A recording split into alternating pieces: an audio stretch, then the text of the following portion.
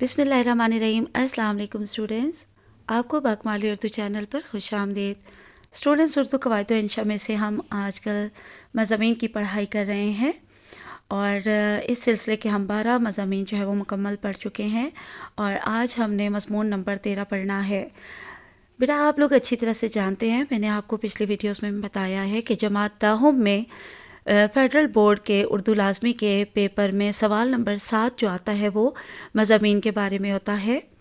उसमें 2 मज़ामीन दिए जाते हैं जिनमें से एक मज़मून आपने करना होता है। उन दोनों मज़ामीन के आपको 7 खाके दिए हुए होते हैं, यानी कि अहम नुकात। उन अहम नुकात के मुताबिक आपने मज़मून जो है वो तरतीबवार पैराग्राफ की सूरत में तफसीलन तहरीर करना होता है।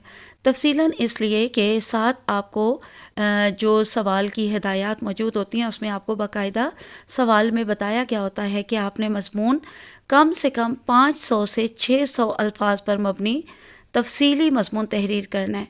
तो इसलिए बेटा, बेशक बहुत आसान भी अगर आपको उन्वानात लग रहे हों मज़ामीन के, तब भी एक बार ज़रूर पढ़ और सुन लिया करें ताकि आपकी मालूमात में मज़ीद इजाफ़ा हो और आपके पास ज़ख़ीरा अल्फाज बहुत अच्छा, बहुत वसी हो जाए आपका ज़ख़ीरा अल्फाज, और आप इंतहाई तरतीब में मज़मून जो है वो तफसीलन तहरीर कर सकें।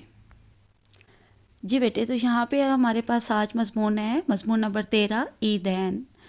ईदैन का मायने होता है 2 ईदें, ठीक है।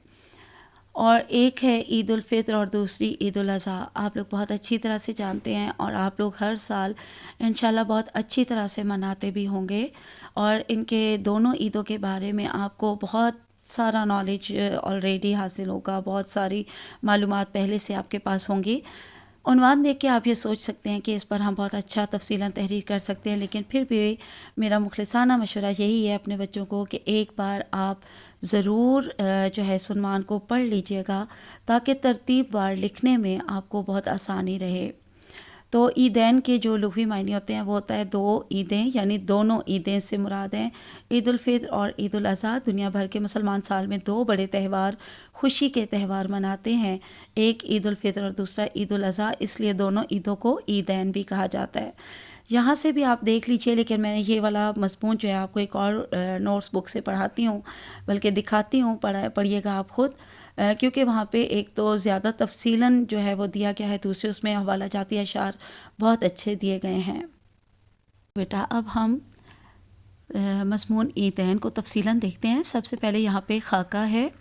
खाका का मतलब होता है अहम नुकात। तो ये देखिए, ये सारे जो है वो अहम नुकात दिए हुए हैं और आप लोगों ने जो अहम नुकात हैं उनको जिस तरह आप लिखेंगे तरतीबवार, उसी तरतीब के मुताबिक इसको फिर बाद में आपने मज़मून की सूरत में लिखना है पैराग्राफ बनाते हुए, ठीक है।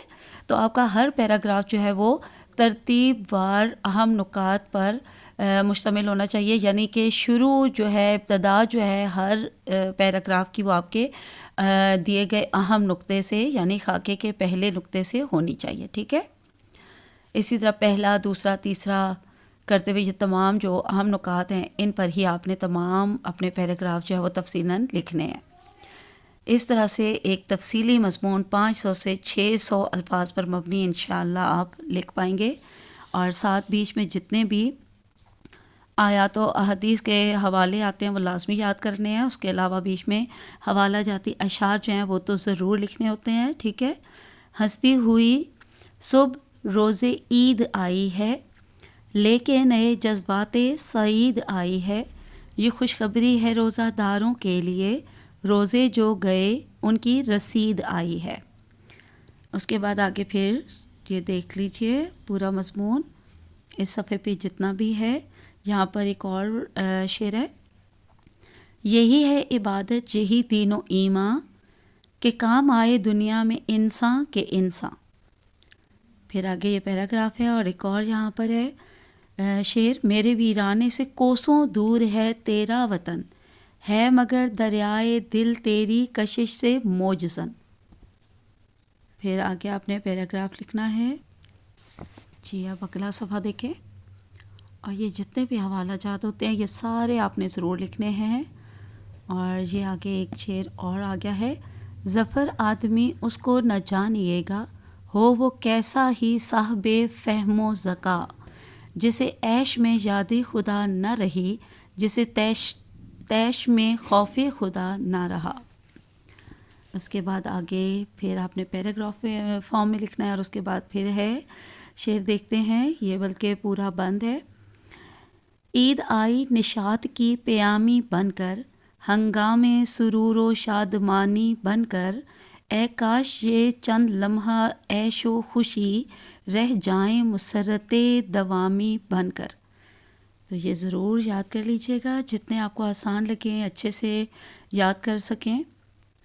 غریب و سادہ و رنگی ہے داستان حرم، نہایت اس کی حسین رضی اللہ تعالیٰ عنہ، ابتدا ہے اسماعیل علیہ السلام۔ بشارت خواب میں پائی کہ اٹھ ہمت کا ساماں کر، پے خوشنو دیے مولا اسی بیٹے کو قرباں کر۔ یہ فیضان نظر تھا یا کہ مکتب کی کرامت تھی، سکھائے کس نے اسماعیل کو آداب فرزندی۔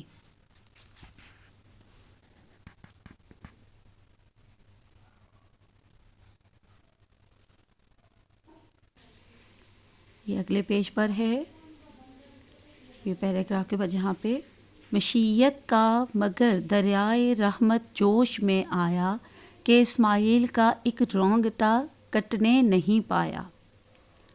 یعنی ان کا بالکل بھی کوئی بال بیکا نہیں ہوا، ذرا بھی انہیں خراش تک نہ آئی، اور اللہ تعالیٰ نے ان کی جگہ جنت سے دمبا بھیج دیا تھا۔ بہرحال آگے یہ پھر پیراگراف لکھ کے اس کے بعد آگے دیکھیے ایک اور ہے، یہ عید الاضحیٰ کا جو ہے اس میں آ رہے ہیں اشعار۔ غرض دمبا ہوا قرباں اسماعیل کے صدقے، ہوئی یہ سنت اس ایمان کی تکمیل کے صدقے۔ بہت ہی خوبصورت شعر۔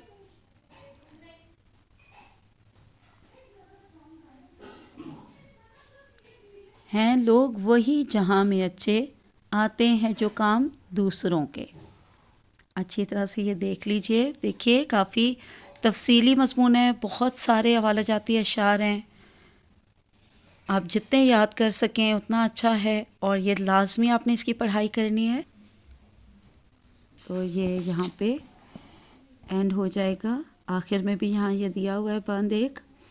عید آئی ہے دل اہل زمانہ شاد ہے، عیش سے وابستہ ہے غم سے ہر ایک آزاد ہے، عشرت و عیش و طرب چھائے ہیں جا بجا، ہر طرف ایک جشن ہے ہر سو مبارک باد ہے۔